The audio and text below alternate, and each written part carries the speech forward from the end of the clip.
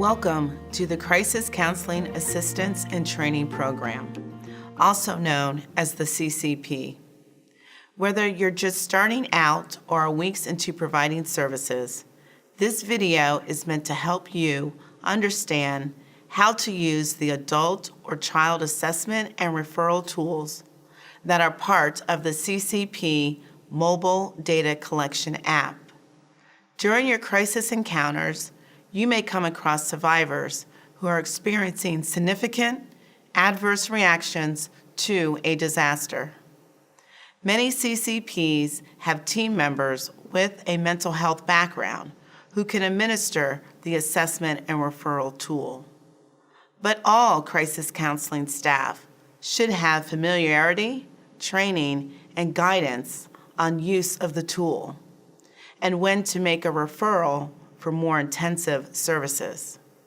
The assessment and referral tool is used to determine whether disaster survivors need additional behavioral health support, even beyond what the CCP provides.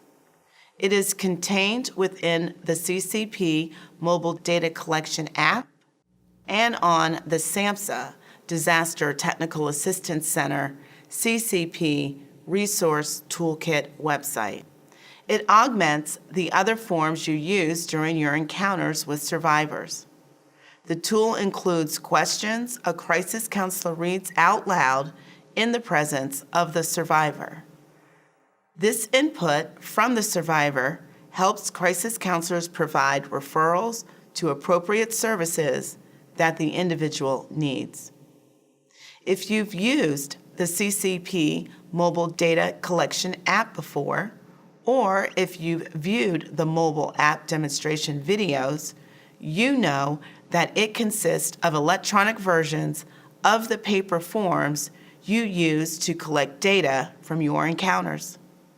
While you do your outreach in pairs, only one crisis counselor should fill out the forms from each encounter.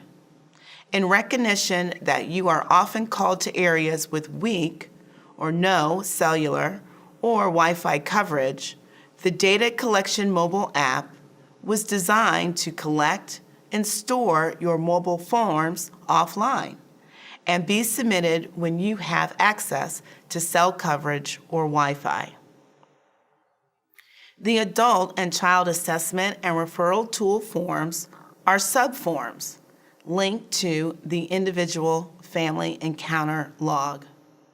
This eliminates the need to repeat some of the questions that are contained within multiple forms, allowing for a more natural and streamlined experience during administration of the form.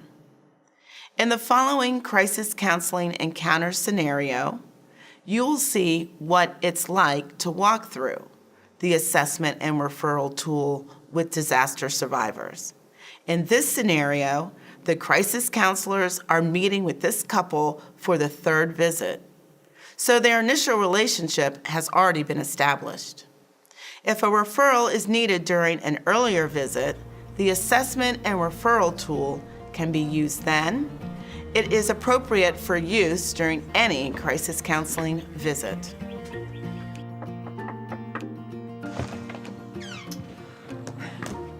Hi, ladies. Nice to see y'all again. Hi, Michelle. Hi, Jerry. Nice to see you both. How's it going? Come on in.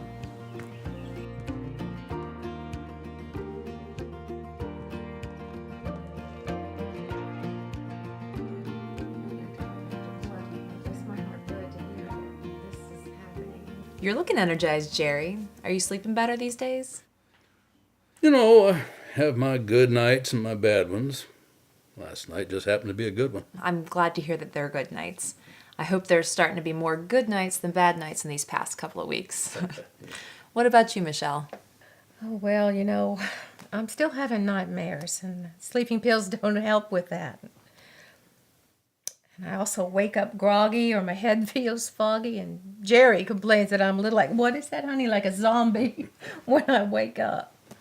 I don't like not feeling like myself, and it makes me kind of dread the day ahead. So, sleep is actually one of the topics that we wanted to discuss with you both today. I know that's something that you both seem to be struggling with a bit since the hurricane. If it's okay with you, Lynn's going to read you off some questions and I'll note your answers as you give them in the mobile data collection app that we talked about last time. Is that still okay with you both? Yep, we know the drill by now, and that's perfectly fine. Great, thanks, Michelle. As a reminder, this is totally anonymous. We use our responses to inform our suggestions for referral and resource linkages that are currently available in the community. Okay, let's get started. I will ask you some questions about your reactions you've experienced in the past month. And by reactions, I mean feelings or emotions or thoughts about the events. For each question, you can answer with a number from 1 to 5. 1 being not at all, 2 a little bit, 3 somewhat, 4 quite a bit, and 5 very much. I can repeat those for you if you forget, okay? Let's start with Michelle answering all of the questions, and then we can come back and go through the questions with you, Jerry, because everyone's experiences and reactions can be different. So, Michelle, how much have you been bothered by unwanted memories, nightmares, or reminders of what happened? Well, let's see here. So 5 means a lot, right? I would say a 4. It's getting better with the sleeping pills and talking about it in group with everyone, but they're still there. I'm sorry to hear that. Let's be sure to talk about that a bit more once we wrap up the assessment. How much effort have you made to avoid thinking about or talking about what happened or doing things that remind you of what happened? Oh, well, for me, I'm a talker. I told you how much I miss seeing my kids at school, and I think about them all the time. I was happy to see several families at the group meetings during the past few weeks, and it helps to talk with them about all this. It helps me to talk with others about it. Maybe a 1? So, you haven't tried to avoid thinking about or talking about this. It sounds like you've done just the opposite. I'm glad to hear that, Michelle. Talking through your thoughts and talking with people who have been through similar experiences can be so helpful. Yes, absolutely.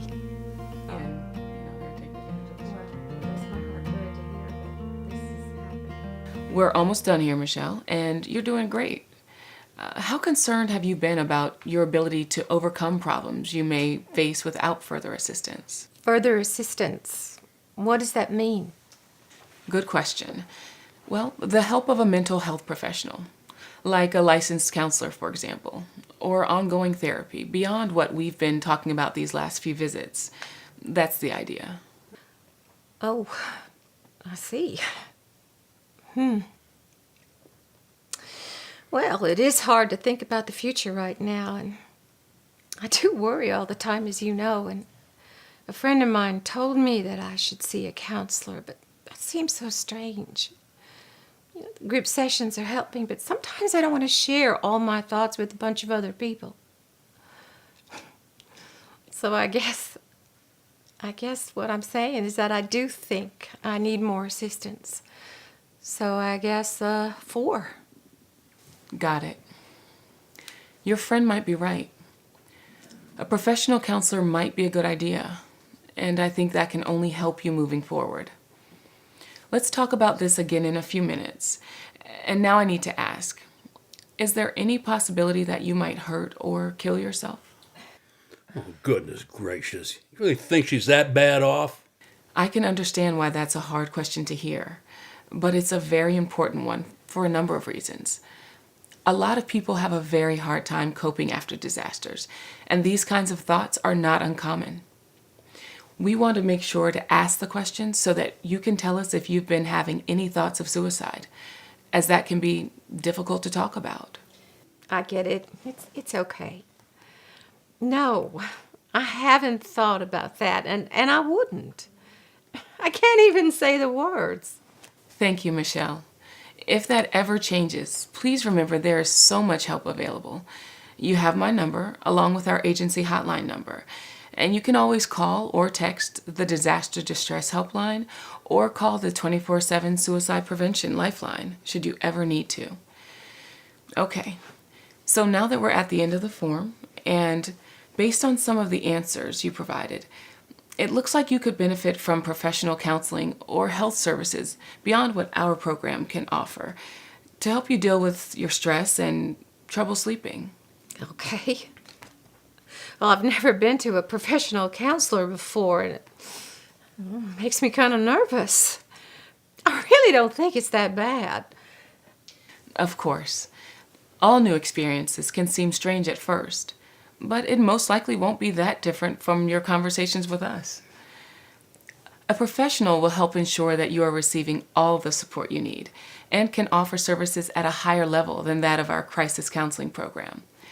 Services that will help alleviate your symptoms so that you can sleep better and worry less, helping you get back to usual sooner. That certainly sounds good, doesn't it, honey? It would ease my mind to see you feeling better. Yes, I guess so. I'll try it, since y'all think it's a good idea. That's great. And of course, you can continue your crisis counseling visits with us and attending support group meetings, since you've noted that those are helpful to you too. Well, I appreciate that, and I know Jerry and I would welcome another visit from you all. What did you notice about the crisis counseling encounter you just saw? You could probably tell that this was not the first visit with these survivors. The crisis counselors had established a relationship with this couple and were using the assessment and referral tool during the third visit, which is common in the CCP, especially because the questions cover a period of a month. And it would be premature to ask some of these questions immediately after a disaster. You may have noticed that Lynn made the questions her own and provided further explanation to ensure the survivor knew what she was being asked. This is a good time to remind you that the assessment and referral tool, like the mobile app itself, is just that, a tool to help guide a natural and constructive conversation that results in getting disaster survivors the help they need. Though the survivors in the scenario were coping reasonably well and needed just a little more support from a professional licensed counselor, expect that sometimes you'll need to refer someone for immediate emergency intervention, particularly if the answer to the question about there being a possibility of the survivor hurting or killing him or herself is yes. This is why your CCP should have protocols or procedures in place for how a crisis counselor should respond or react if the answer is yes.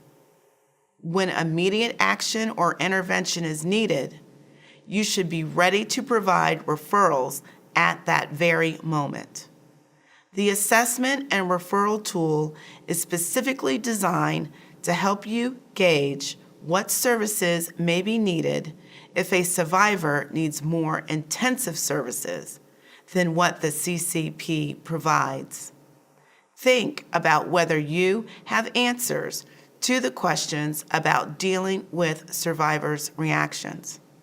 Do you know if your agency or other local organizations are willing to accept mental health or substance use referrals?